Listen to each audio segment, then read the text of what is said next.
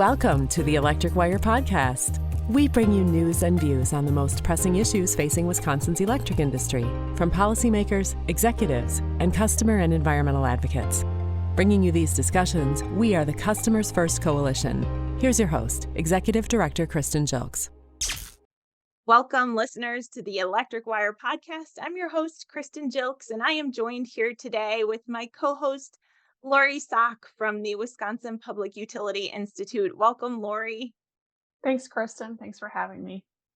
We're so glad to have you joining here today as we sit down with Chairperson Rebecca Valcq as she looks back on her 5 years at the Public Service Commission of Wisconsin.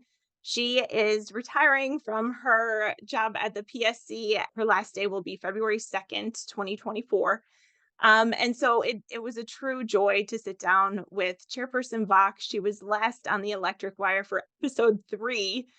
We've had 40 episodes in between, but that was right at the beginning of the pandemic in 2020. It was actually the last in-person recording that we did before the pandemic began. So we adjusted on the fly after that, but it was great to have her on then. And it was great to have her on again today. Lori, thank you so much for joining for this discussion with Chairperson Valcq. But before we turn over to that, I wanted to have you tell us a little bit more about the Wisconsin Public Utility Institute and how anybody who's interested in learning more or participating in your programs could get involved.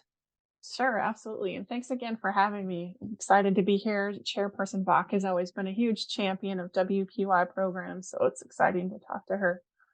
WPUI has been around for over 40 years, actually. It's a part of UW-Madison. It's been in the College of Engineering since 2006. It's unique in that it's an officially sanctioned UW-Madison institute, but it's governed by an outside board of 24 directors who represent all aspects of the utility and university communities. The board actually advises on all WPUI activities and programs and provides a critical connection so that we know that the programs that we do are relevant to the practitioners in the field. WPUI is also a member-supported and member-driven organization, which prides itself on producing high-quality programs that seek to carry out WPUI's mission of advancing understanding and discussion of relevant industry topics and trends in the electric, natural gas, and water industries. And WPUI also follows UW-Madison's Wisconsin IDEA and abides by its guiding principles that promote the exchange of knowledge through a nonpartisan program format. And our programs are all open to the public. Anyone can see. We've published our 2024 calendar already, so we're excited about the lineup. We have a number of programs coming up. They're open to everyone. All of the information is available on our website at wpui.wisc.edu. We are especially excited about a new addition to our calendar this year. We've done Regional Transmission Organization Fundamentals for the past 4 years. I believe we started that one during the pandemic. This will be the 5th year with that, where we're expanding that program to include an RTO 2.0 portion of the program this year. So it will be a full week of programming. And for the RTO fundamentals, it's especially exciting because we have people attending from all over the US. We had over 100 people attend last year and looking forward to a similar robust attendance this year. Good. And we will put links to WPUI's website and their events programming page in the show notes for this podcast as well. So you can find it there. And maybe you could just say the website again, Lori. Sure. It's wpui.wisc.edu. Perfect. And I, having attended courses through the years, highly recommend and love that you offer the online format. It's really helpful for anybody in the industry. And I love that you're going beyond the basics and adding levels to the courses that you offer. All right, Lori, well, thank you again for joining. And with that, we are going to turn it over to our interview with Chairperson Valcq. Thanks, everybody, for listening. Well, welcome back to the Electric Wire, Chairperson Valcq. Thank you so much for joining us today. Thanks for having me, Kristen. Good to see you, Lori. So looking back, it's been almost 4 years since you first joined us on the Electric Wire podcast. That was in episode 3, Energy Innovation and Wisconsin's Energy Leaders. Tell us about the last 4 years. What have you been up to? Oh, we've been up to a lot. And even though I haven't been on the podcast, I have been a loyal listener. And it We it do does appreciate that. really amaze me just the level and the breadth of guests that you've had on over the years. But who would have thought that when we last met, it was at the PSC, that just days later the pandemic would essentially shut everything down.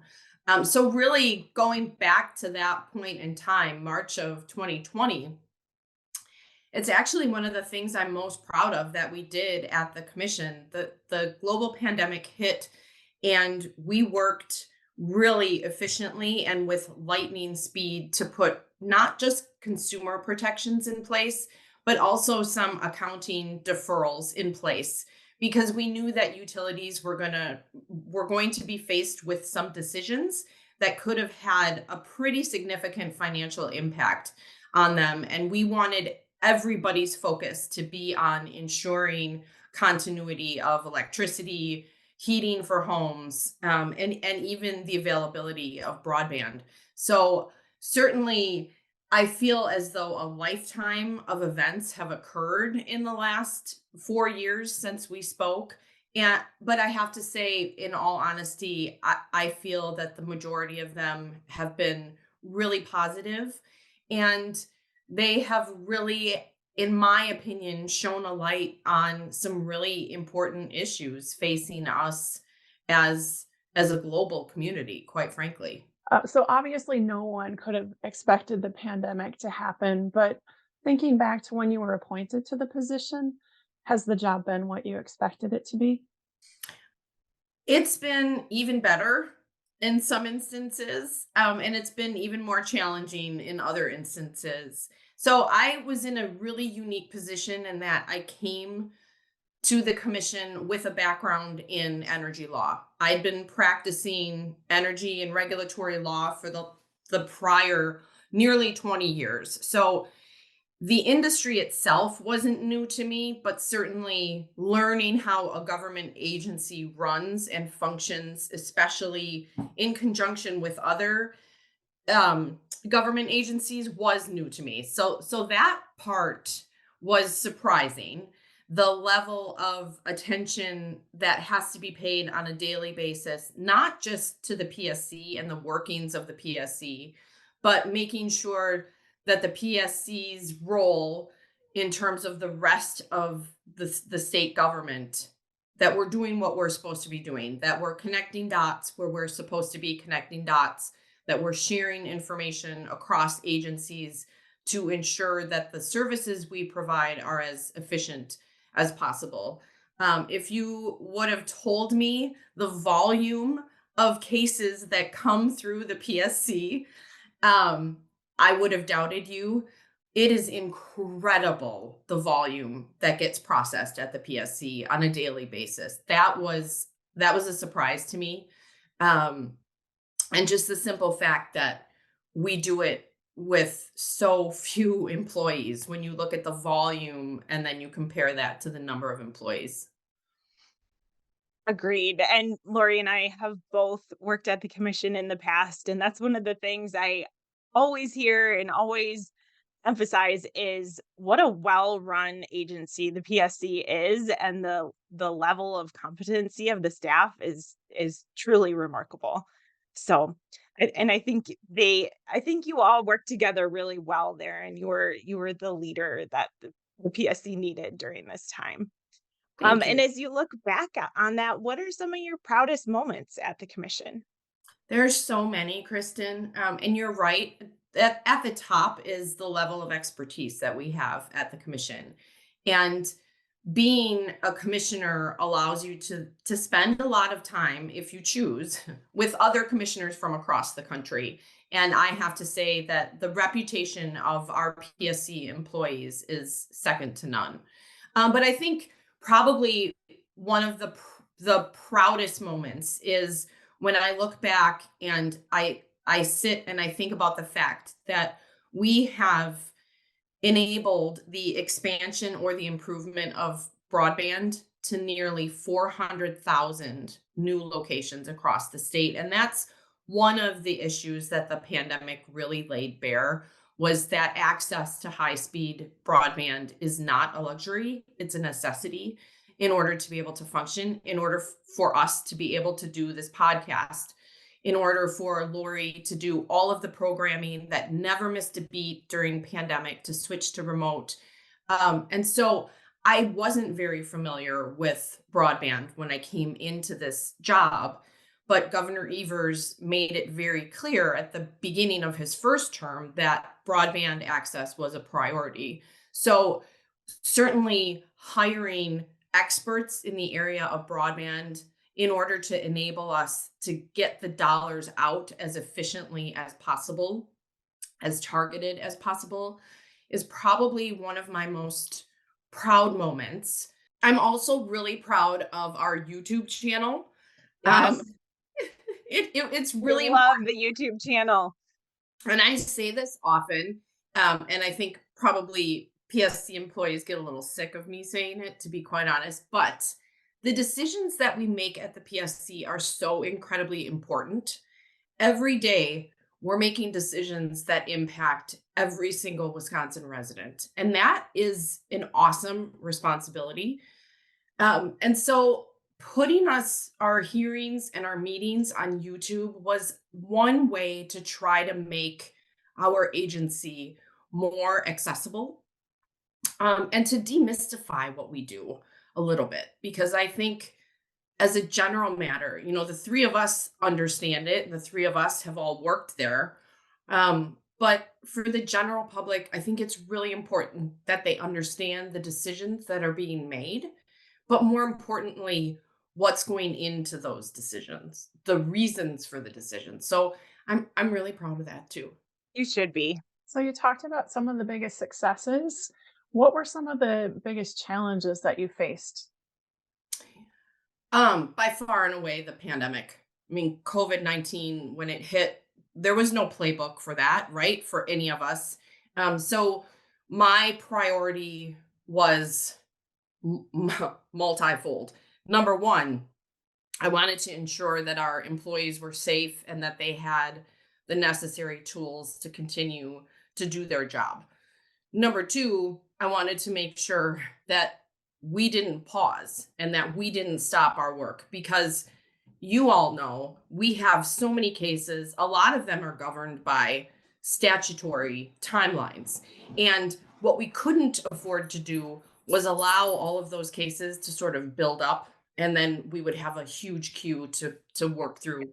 So I was really, really focused on making sure that the work of the commission didn't stop.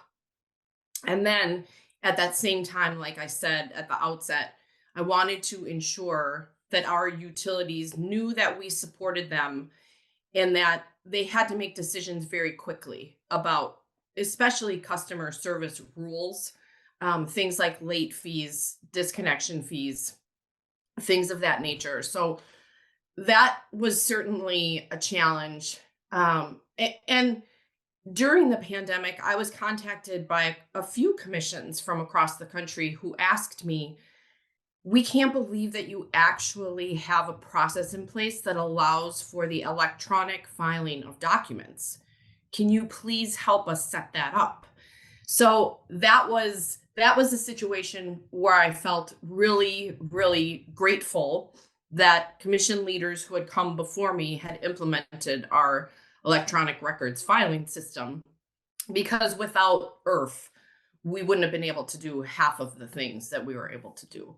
And then truthfully, I will say the other really big challenge that I was not prepared for was the politicization of some of our issues at the PSC. Like I said, I had spent nearly 20 years practicing energy law. And I think it was probably my own naivete that I thought there's nothing political about energy, nothing political about clean drinking water, nothing political about broadband. And I was wrong. And I heard energy issues described through political lenses in ways that I never had before. And that was challenging for me, especially because I'm a novice to government and I'm not a political person. So for me, I had to sort of it took me aback the first couple of times that I heard. And I think actually the first time I heard a politicization of an energy issue is when we were discussing EVs. And that really, really surprised me. And so that was a challenge then that I had to learn to navigate. I had to remind myself that um, that this is a different environment. This isn't just the practice of energy and regulatory law. That there are policy issues, and with policy issues come policymakers, and a lot more voices that I had to respect and listen to, and learn to navigate. So I would say that that was also a big challenge. Agreed. I know we've talked about this before, but on the EV issue, I've said this on the podcast before. When I got my electric vehicle at the end of 2016, I had no idea that it was going to become a political hot potato at all. I just, you know what I mean? I thought it was like cool new technology, and I was excited about it. But yeah, over the past, couple of years, it's been incredible to watch how these issues, yeah, they take on a life of their own. They really do. They really do. And at such a point of transformation in the energy industry, that's why I respect WPUI so much, Lori, because you are always able to stay above any political discourse or any political discussion. And that's what Wisconsin is known for. The ability to sort of put political views aside and roll up our sleeves and get to the work that's required. And especially now, as we're looking at an industry that is going through an incredible transition and transformation, we need those apolitical people to come in and do the hard work and look at the new technologies and look at and be technology agnostic. I mean, I think the PSC also enjoys a really great reputation in being technology agnostic. Yeah. And that rankles some people, right? I mean, if if I gave, $1 away for every time somebody told me you're moving along too quickly, you're making the transition to zero carbon too quickly, and if I could balance that out with $1 for every time I heard you're not moving fast enough, it would even each other out. So it's a challenge, but I think for people who are intellectually curious, I think there's no better time to face these challenges head on. And I have no doubt that we will meet and rise up to the challenge. But I had no idea. Yeah. Um, we talked about this a little bit, but are there specific cases you've decided or dockets that you've participated in that you feel you'll never forget that one? Cardinal Hickory Creek was the first.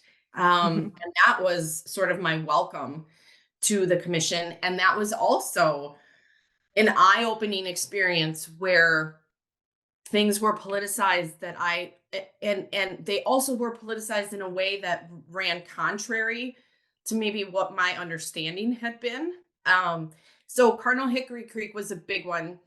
Um, the Waukesha water case, that was incredible. I mean, that was started, administrations before me, Mhm. because it spanned so many years, but the ability to bring Lake Michigan water to the residents of Waukesha was such an incredible thing to be able to be there at the end and see it successfully be implemented.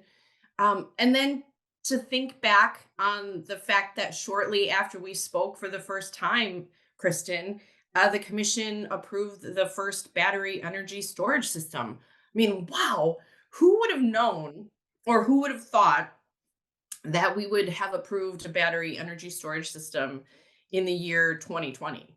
So Mhm. those are the cases that really um, come to the fore in terms of they were very complicated cases, lots of pages in the binder. Um, but then along the way, a lot of other things too. You've made open generic dockets, some and transparency a priority during your time at the commission. What are some of the lasting impacts you see from those dockets? Definitely an increase in information, technical information that's been provided to us. And we started with the EV docket, that was back in 2019. And then we followed it up with a number of generic investigations looking at performance based rate making, looking at how we're going to achieve zero carbon, looking at resource adequacy. And I think the goal there was this is a tool that the PSC has had in its toolbox for years. And I think it was widely underutilized. And the reason I wanted to try to use those generic proceedings more often is twofold. First, because I knew we were coming up on on some pretty technically complex cases. When you talk about the transition to zero carbon, it is so much more than just retiring a plant and replacing it with a new plant. There's so many nuances, both from a siting perspective, from a technology perspective, from a distribution perspective, that really need to be unpacked, and they need to be unpacked in the right order. Or we're going to risk reliability, or we're going to risk affordability.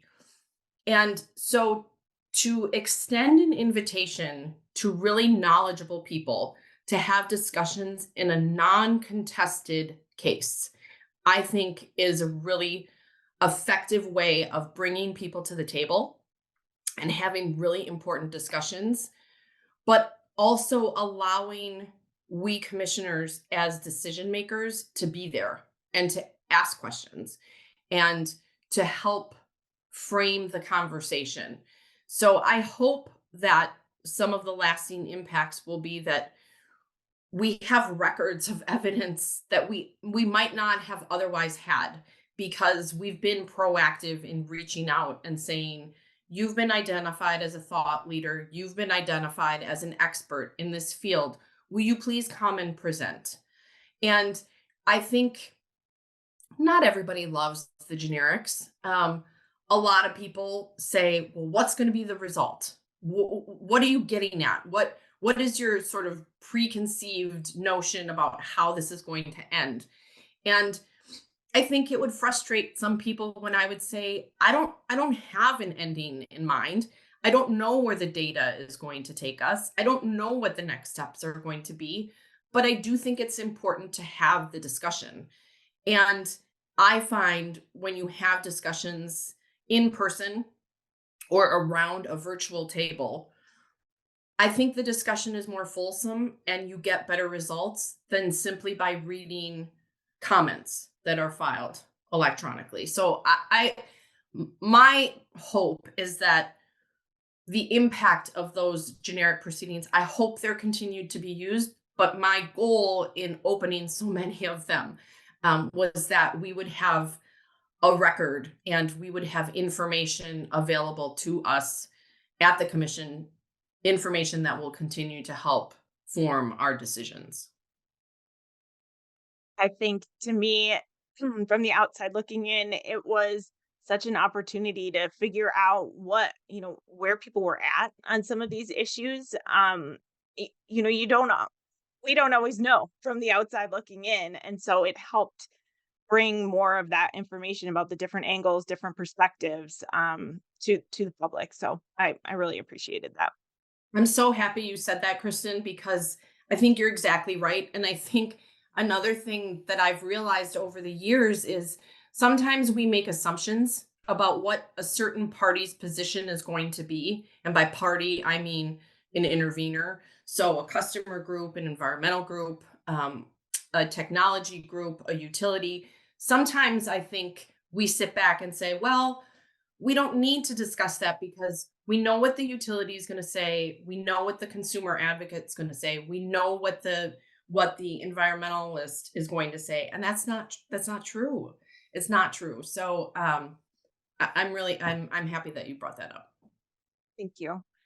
So you've also mentioned in our conversation here that you're a listener of the podcast, and we appreciate that. Over the years, since you've been at the PSC, you've been kind enough to lend us subject matter experts for our podcast episodes, including episodes on energy assistance, the roadmap to zero carbon, public process and participation at the PSC, focus on energy, and of course, you've always lent your chief of staff for our year in review roundtable episodes, which we really appreciate.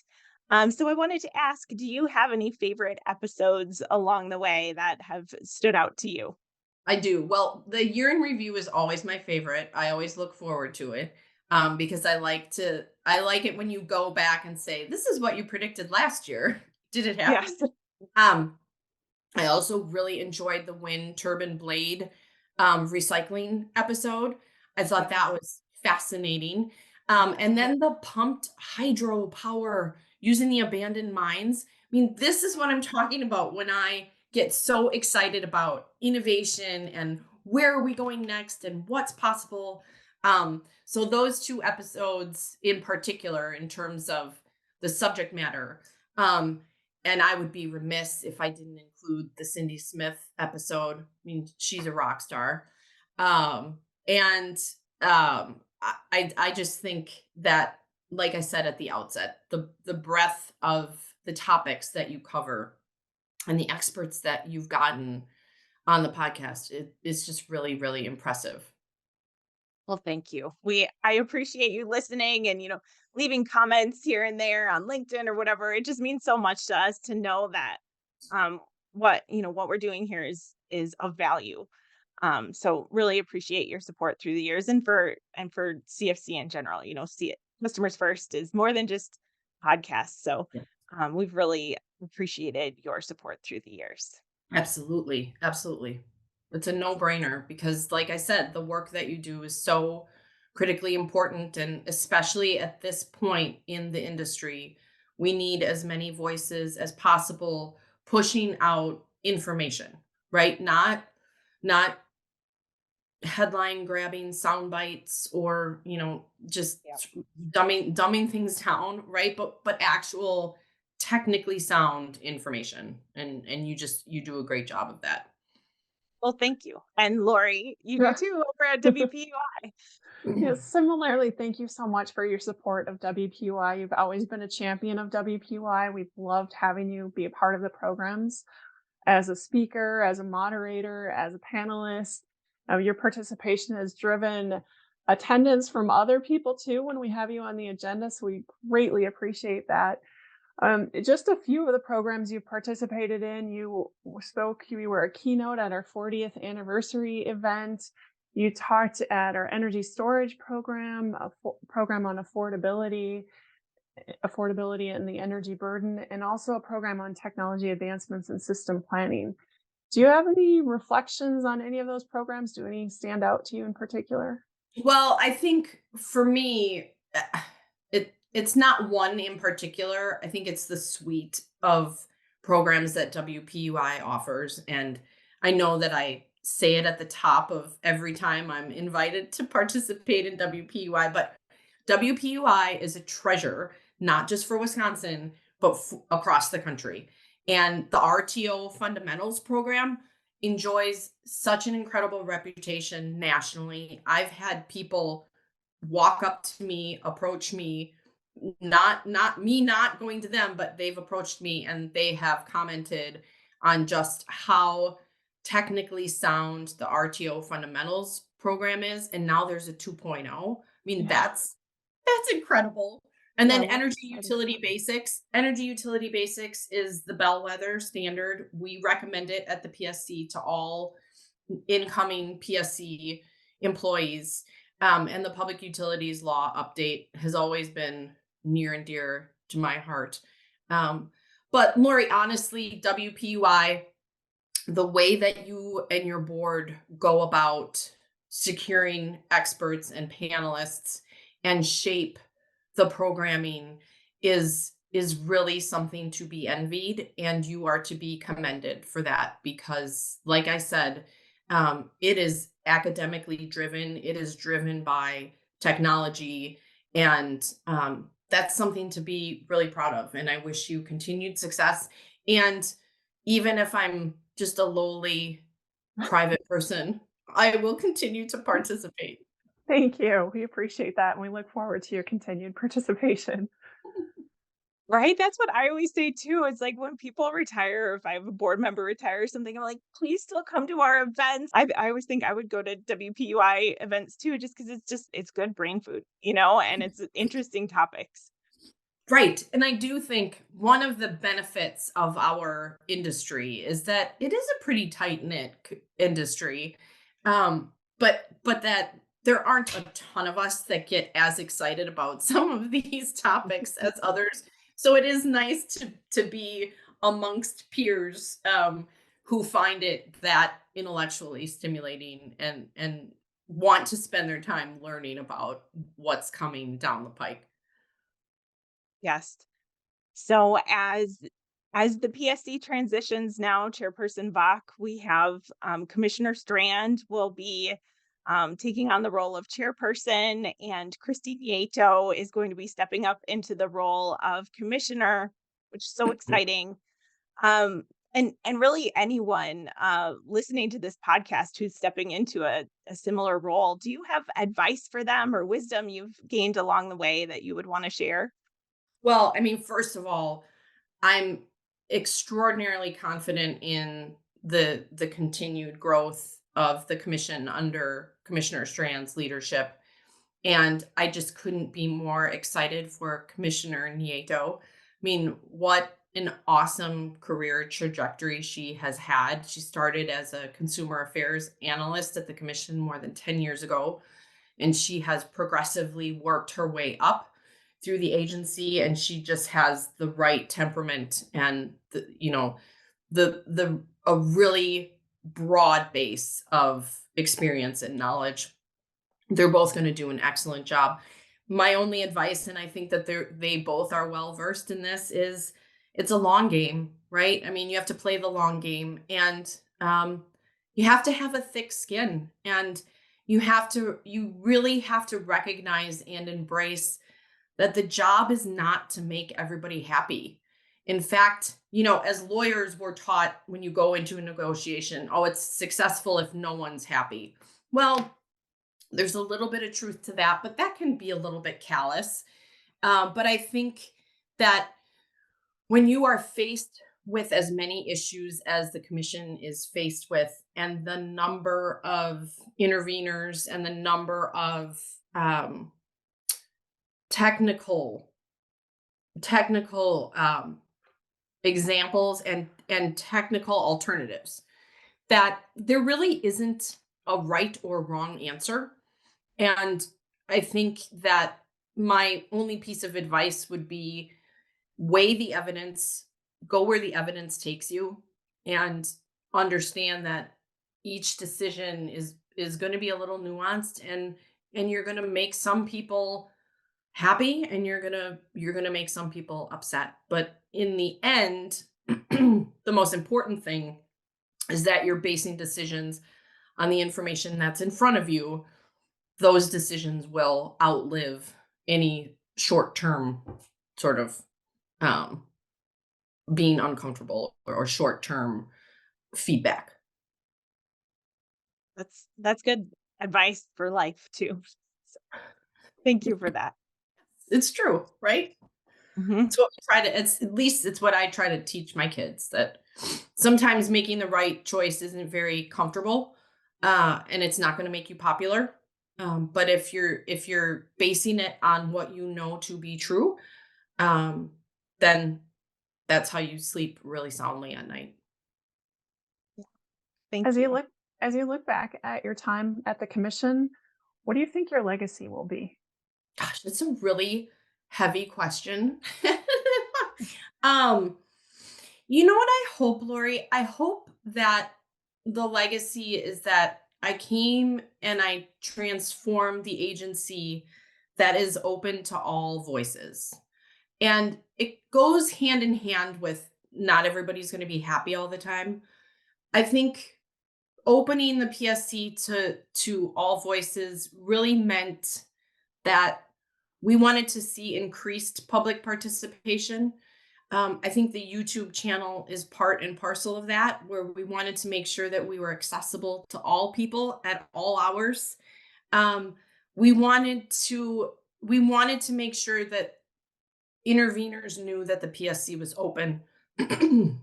Excuse me. We saw a record number of interveners and a record number of first-time interveners participate over the last couple of years. We were able to secure that stable funding for Cub. And finally, it was really my hope to give voice to PSC employees. We have some of the most professional and we have some of the most technically sound people in the industry, and they deserve to have a voice. And so my hope is that through that people, whether you're an intervener, a utility, an environmental group, an advocacy group, I hope that I was successful in making it very clear that I want more information and I want to hear from everybody. That's not to say that I'm going to go with what you're telling me, right? I think there's a little bit of that hesitation of, but if I invite more people in, I'm going to disappoint more people. That's okay. The decisions that we make and the work that we're doing at the PSC, especially now, is just, it's so critically important that all voices should be heard and they should know how to participate and they should feel that their participation is welcome. So I think I would hope that that would be the legacy, because making the PSC more transparent leads to better decision making, because it means that we're using better information and we're using data and analytics to drive our decisions.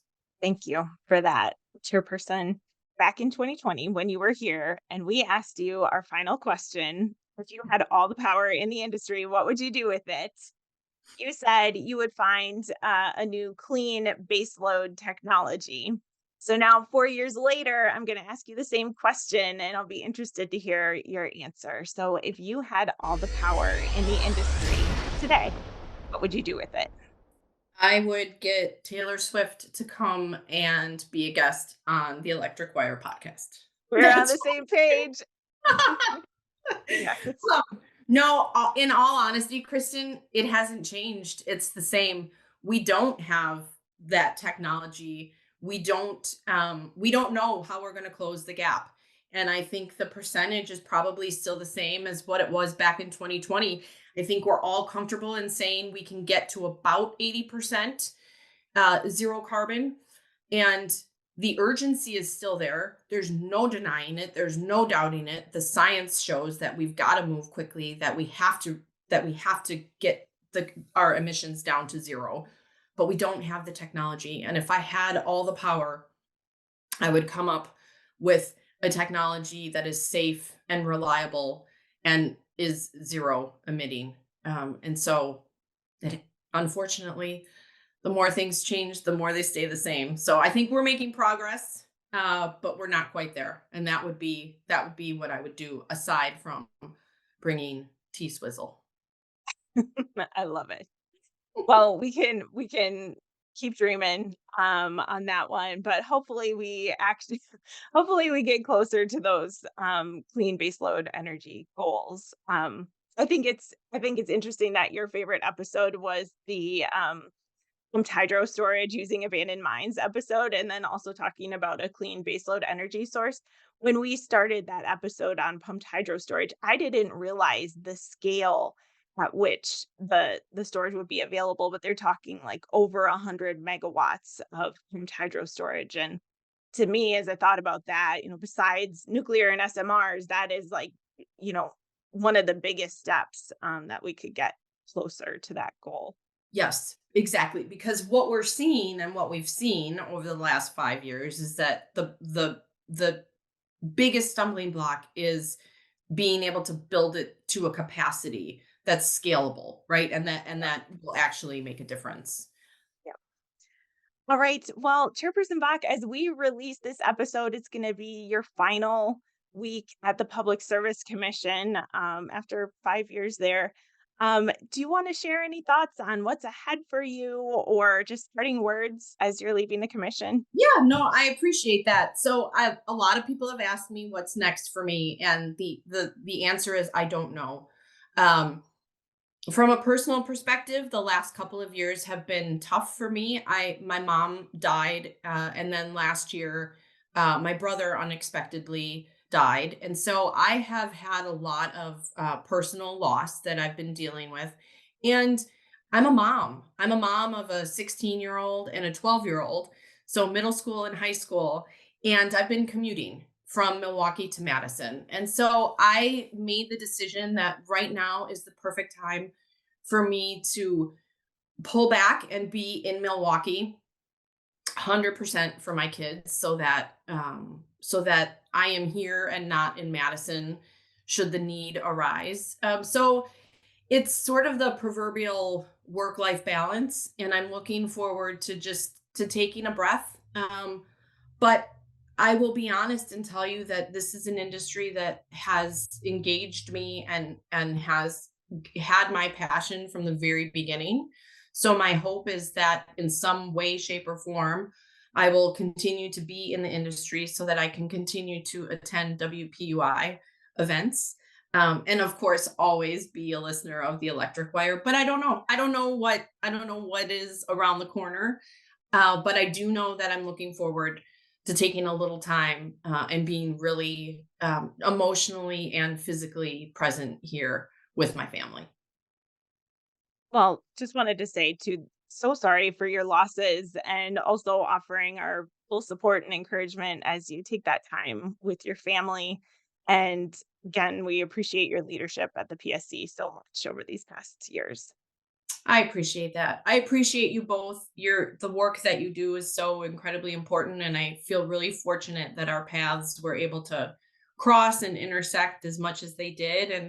And I hope that we all continue to feel well equipped as we move forward during the transition in this industry, and that we are able to find solutions to get us to zero carbon and to continue to close the digital divide. I think those are two really pressing issues that need all of our time and attention.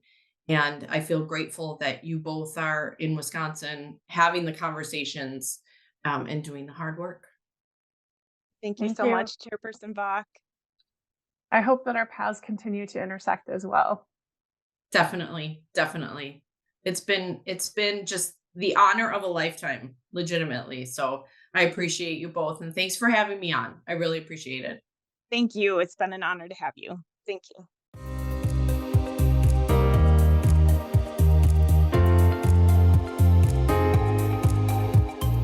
Thank you to all of our listeners for tuning in. Please support our work. You can subscribe to the Electric Wire podcast if you haven't already, and you can follow us on Twitter at The Electric Wire.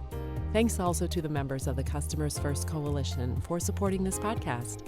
Our members are Dairyland Power Cooperative, Madison Gas and Electric, the Municipal Electric Utilities of Wisconsin, WPPI Energy, the Citizens Utility Board, the International Brotherhood of Electrical Workers Local 2150, and the Wisconsin Electric Cooperatives Association. Thanks again for listening. We'll have a new episode next month.